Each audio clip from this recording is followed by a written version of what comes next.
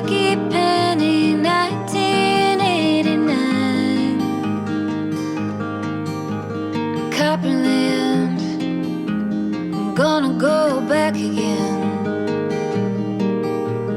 Not too many things I've left behind. I would take the hand of any old friend. Hello and welcome to another edition of Sunshine Spotlight. My name is James Campion, and this is a great introduction to our audience because we have spent so much time on artists that we know who have played the festival and others we've been introduced to. I'm so happy to introduce to you Leeann Skoda, who is a wonderful singer-songwriter, and can't wait to chat with her. Leeann, welcome to the show. Thanks, James. Happy to be here. So good to see you. We should mention off the top, we just talked about it right before, Leeann is days away from nuptials. And I have to ask you off the bat, because I'm trying to remember back 20-something years ago, are you like in the excitement part of this or the terror or the expectation? What are you feeling right now? You know what? It's a day-by-day thing. Yesterday I was super excited. Now, there's sometimes little details that just pop up that just send me spiraling. But, I'm just kind of like, I'm ready to just do it. Happy that it's almost here. Yeah, Leanne and I were just talking about, art or creating it and being, in that semi-quasi point when you're just about to release something or you're finishing something up and you just want to get it out there. You want people to listen to it. I know you have an EP due out really within days when this is going to air. So why don't you tell us about that and then we'll go back and learn a little bit more about you, but I'm dying to know about the new EP. Yeah, so these songs are a batch of songs that I recorded in Nashville with this great producer, Andy Freeman. That most of the songs come from a period where I was just writing a lot of music. Like every day I would try and get a whole song out. And through this period of time, like my style really started to emerge. And so this EP, Lucky Penny, is part of that. And I'm super excited to get it out into the world. I love that song, and thank you for sending me your stuff. We're going to be watching a brand new video for a song called I Believe, which will probably be on the EP, I would imagine. I love your earlier stuff. I liken it to sort of country. You and I spoke before this, talking about Emmylou Harris and that kind of style. And I love your singing. I first got introduced to you. Our friend Jesse Payo, who's been on this show. The two of you guys did this porch thing, and I was just mesmerized. You sound so beautiful. But I love the harmonies and the vocals in your songs, but they do kind of reach back to that traditional country sound. Is that a fair assessment? How would you see your influences and what you think your music aspires to? Definitely. Yeah. My earlier stuff is definitely more on the countryside, and I love singing country music. My voice just kind of lends itself to that style for some reason. And yeah, I've always loved it. And I love singing it, love playing it. And then, as I just like dug into writing more, I realized that it's not really the style that I naturally write in. So I'm kind of now letting myself get into more of my pop bent, which just comes a little bit more naturally. Yeah, I would think I believe is in that vein. So it'll be great to play it here and then kind of discuss that. Sure. Let's go back a bit. I know that, you were very, very inspired. Your parents always had music going when you were a kid. You're always kind of music was always a part of your background. Tell me about that, what it's like to grow up in a place, because I try to do that for my daughter, Scarlett, is to always have music, all different kinds. And then when she discovers music, sort of listen with her because she introduces stuff to me. That must have been a huge foundation for you to love to try to make songs eventually. Totally. Yeah. Like music was always in my house. Both my parents love music. My dad plays guitar and sings a little bit too. And my mom also just a huge music fan. So it was constantly being played, whether it was like, top 40 radio in our house. And we had every Beatles record. And bluegrass and country was also a big thing in my house. So I really got it. I got a lot of different genres, as a lot of people my age do, I think. Sure. Growing up in suburban Phoenix, like that's kind of just what you're listening to, is like you're either going to like the local record store, or you're, getting what's off the radio and what your parents listen to. What was the scene like when you were getting older, like as a teenager? What was the scene? Was there a music scene or an art scene in Phoenix? Was that something that, sort of also outside the family life influenced you? I was really into choir and performing in musicals when I was in high school. I did get out and get to a lot of, say, like emo indie rock shows. That was a big thing when I was in high school. I'm sure. That I was into at the time.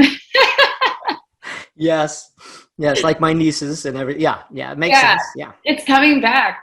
It is. Which I'm happy about. Yeah. It is. So, go ahead, please continue. I'm sorry. Go ahead. Oh, yeah, I have a question. What musicals were you in? Well, most notably, I was Cinderella and Into the Woods. I was in Godspell, Once Upon a Mattress. Classic. I love Godspell. Yeah. Oh, it's so wonderful. Yeah, the music from that. Jesse and I were actually just talking about that, how we want to do By Your Side. We want to record that together. Nice. It's funny how those 70s, you got Jesus Christ Superstar and Godspell, some of these things were albums first and then later staged. Whereas normally they would have the soundtrack album. It was interesting, like the music these are the first pop. So you got people like Day by Day or something like that covering these things as hits, or I Don't Know How to Love Him, Yvonne Elliman, like those kind of things. So there was a conflation of pop music and Broadway or plays at that time. Yeah, that is super interesting. Yeah.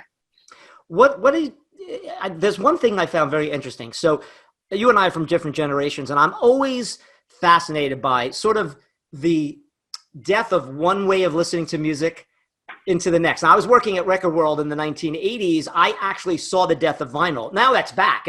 This last year was the first time vinyl actually outsold any sort of medium. But when I was a kid and well into my teen years and early 20s, if you wanted to, the way you listened to new music was you had an album, you flipped it over, and everybody had to have the best first song and a great last song to the record. You come from still a generation where you told me you made mixed tapes. And that is a lost art nowadays. Please explain the importance of the mixtape. Oh man, well, it was about capturing what was on the radio at the time. So I literally had to sit there. I would just go in my room, like after school. I was really little. I was probably 7 years old, 8, and I would just listen for my favorite songs to come on the radio and hit record. So it's amazing to go from that to living in a time where just you can get any song on demand. But there's such a magic to that, like waiting for your favorite song and like to capture it so you can replay it. But that was one of my favorite pastimes. I wonder if that does inform you as a songwriter then, as opposed to songwriters now who are constantly, anything, like you said, anything you want. I think it was Chuck Klosterman who said, he had 3 albums or 3 tapes when he was a kid. And of course, now he reveres them. He's not even sure he reveres them because they're any good. It's just that it was a huge part of his. So I'm wondering if that does inform a young songwriter, if you have to work really hard to find the music that you love. I think so. I think what it did for me early on is I was kind of, precocious, and that I had a taste at that age. Like I had, stuff that my parents were listening to, but that gave me an outlet to like really develop my own taste in music. It's like, well, I'm going to record the songs that I like, not what anyone else tells me is good or that I should like. So that definitely shaped my tastes in music. Whether I would listen to those now and like all the songs, I'm not really sure, but I really would love to get a hold of one of those if I can. They get in there some way. All right, well, let's preview this video and the new EP, and then when we come back, I want to talk about your new music, certainly, and what you've got planned for the future. But I would ask, what was your real goal with these songs? Was there a specific theme and what you were going for with this new record we'll all be hearing on November 5th? There are overarching themes of just like wonder, I think, is a really good one. Like letting yourself open to the magic of life is in I Believe. The songs were put together as a collection to kind of showcase some of the more pop side of my songwriting, and still has a lot of Americana in it. But it's definitely a collection of songs that just kind of came together after we recorded. And is there sort of a musical thread? Really, just this is a. Would you say this is not a departure, but another step of an evolution of what you're doing musically? Yeah, absolutely. It's just, taking what I love from more roots and country style singing that I still love, while exploring, more pop and rock songwriting. I think that's in this song. This is a video, and we'll talk about how you've made this. I love it. It's got a DIY aspect to it, but also pretty cool. And I love the fact that you're in almost every shot in different outfits. So that that helps. That you're selling. You're. I don't want to use the word sell, but you're presenting yourself in different ways. Well, anyway, I love this video, and we'll talk about it on the way back, but let's when we come back, I should say. But this is I Believe by Leeann Skoda from a brand new EP coming out on November 5th. So check it out.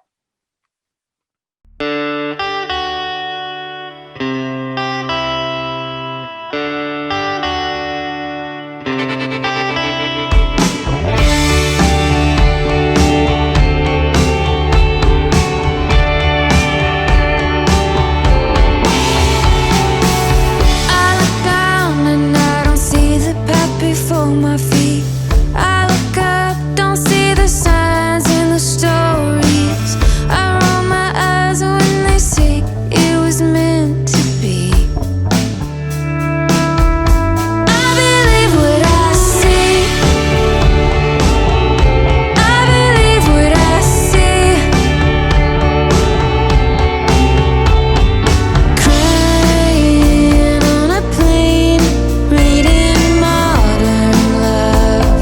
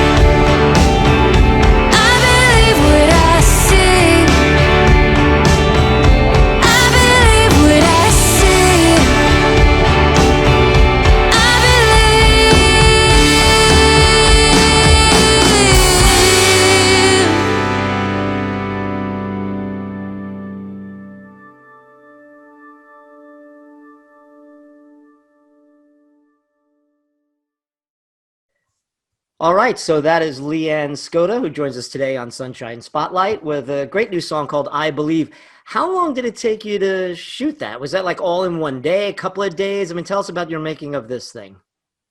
Yeah, that was all in one day. I talked with the director Marcus early on, and he was like, this is ambitious, but I think we could do this in one day. As you could see, there were quite a few shots in there. Yes. But yeah, we were able to get a lot of cool different shots just by going out in Banning, which is out near on the way to Palm Springs, and then going up almost to Idlewild, the road to Idlewild, which is a beautiful little town in the mountains over here. And that's where we got that amazing overlook shot as the sun was going down. Yeah, it's good. Yeah, a magic hour. Where am I talking to you now? Where are you now? I'm in Highland Park in Los Angeles. Mm-hmm. How do you like that area for gigging? And by the way, has it opened up a bit? Have you been able to gig more lately? Yeah, definitely. It's definitely opening up. LA is definitely slower than some other places, of course, but it feels a lot more normal. A lot of places are requiring, like New York, proof of vaccination. So that's helping as well.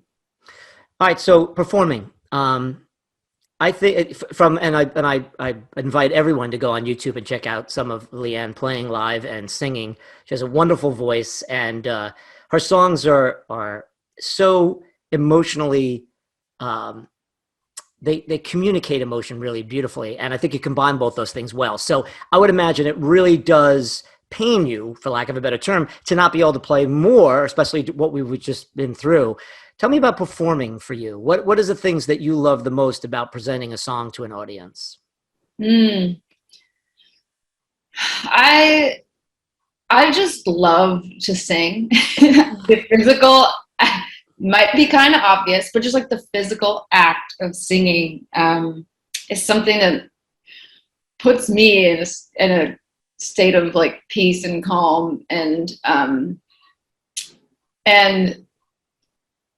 that shows to the audience. When you are really feeling a song, that's communicating to the people you're performing for, and that kind of energy exchange is so cool. And I love performing with other musicians. That's just such a source of joy for me, is like all the people that I've gotten to play with, Jesse, just so many wonderful musicians that I play with out here. Yeah, you're a rare breed. Jesse is too, where you could get as much out of singing a harmony and bring that much more to the song as you do singing a lead vocal, which, again, it goes back to the joy of it, to do it together with people and make music together, which is what we all missed during this period, Absolutely. Yeah. So the future for Leeann Skoda going forward, besides what'd you say, 9 more days before the nuptials? This is going to come out when is the date, actually? When is your wedding date? My wedding day is October 24th. So I'm trying to think, that's like 2 days before this comes out. So you will be married when this comes out. Oh my goodness. That is so cool. Wow. Yeah, that's very I'm married in the future. Yes. Congrats again. All right. Besides that, which is a fairly important situation that's coming, besides that, what do you see for the next 6 months to a year for your music? Like I said, what's the EP called? The EP is called Lucky Penny. That's right. You mentioned that earlier. My bad. I love that song, by the way. Beautiful song. Thank you so much. Yeah. Thank you. So you got that coming out on November 5th. So after that, what's the plans? So yeah, we're going to release this EP and play some shows. Oh, I should mention that my release show is going to be on Sunday, November 7th. This coming, if you're just watching this for the first time, this coming Sunday, okay? By the way, people will watch this in December. They're going to be like, what the hell's going on? Go ahead. December 7th. Yes. November 7th at Club TG is going to be our LA release show to celebrate the EP, and then, play some more shows in support of the record. And then there will be another EP released soon after that. So we got some music in the pipeline. Cool. Do you have a name or anything for that? Not yet. I'm like between two names right now. Okay. I love putting people on the spot for that one. Sometimes names come last, right? You're not even sure. It's usually maybe part of a lyric or something that's going on. That's always the last thing. Yeah. Absolutely. Remind me of something you mentioned. Oh, so is there any plans on coming east that we could see you in New York City and for all of us over here in the on the other coast? You know, nothing concrete yet, but it's definitely a priority for me. Great. I hope to see you play live again. I can't say enough. The stuff that I have seen is it's just great. And I love the fact that I was turned on by you by watching you singing with Jesse just on a porch playing acoustic guitars. And I'm like, wow, that is so cool. And then it made me want to come out and see the rest of your stuff. And then we got to chat and now you're on the show. So, and you're getting married and you got an EP coming out, man. What could you know how to jam stuff in a week? Man, yeah, I wouldn't recommend it, but you know, it's all good stuff. So I love how you all exciting things. I wouldn't recommend it. Well, best of luck to you. Congratulations again. Thank you. To you and your husband to be. And once again, Lucky Penny is out on November 5th, streaming and everything, I assume. Oh yeah. Is it going to be is there CDs for these or? Yeah, I do. I've got CDs that will be Vinyl? going up. Not vinyl, not at this point anyway. It's so hard to make vinyl now. It's all I hear from everybody. Yeah. Everybody complains about that. Yeah. Hopefully these songs will make it onto vinyl at some point. That's definitely in my plans. But at this point, we'll have CDs for your cars, for your old boom boxes. That's right. And then maybe a mixtape down the line. So maybe cassettes will come back. You know, the Ringo Starr just released his new record on cassette. How cool is that? Oh, look at him. Appealing to the Gen Zers. Yeah. That's so funny. That's very cool. It's fab. All right. Well, Leeann, again, thanks for joining us. Best of luck. If you love great country pop music or pop music, wonderful vocals, and like I said, close to the bone, lyrics and style, you need to listen to her music. So thank you for joining us again on Sunshine Spotlight. Best of luck to you, and we'll see you next time. Thanks, James. All right. Peace. You don't know